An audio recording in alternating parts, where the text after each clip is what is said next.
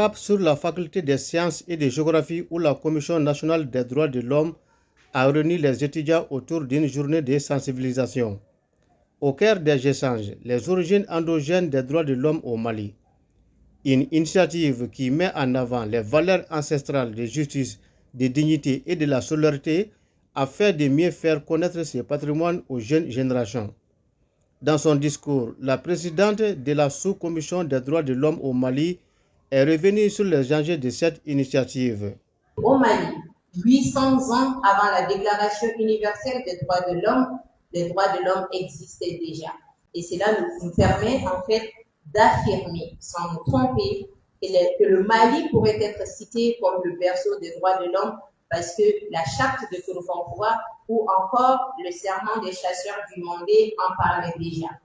Et nous avons pu découvrir dans les manuscrits de Tombouctou, par exemple, des références très fortes par rapport aux droits de l'homme.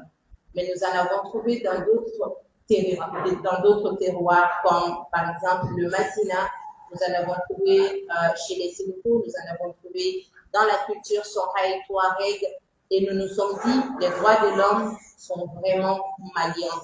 Nous pouvons le dire. Ils n'ont pas pris l'avion pour atterrir ici. C'est quelque chose qui vient de chez nous.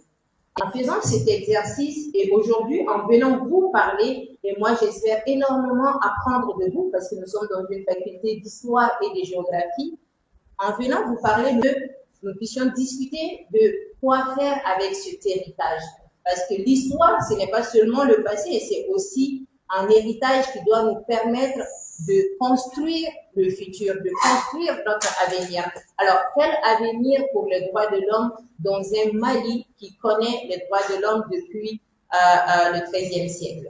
Donc, encore une fois, la CNDH est vraiment ravie et honorée d'être là aujourd'hui avec vous, de pouvoir parler de l'endogénéité des droits de l'homme, de pouvoir apprendre de vos enseignants, mais d'apprendre de vous aussi et de voir avec vous à la fin de cette activité de sensibilisation qu'est-ce que nous pouvons faire davantage.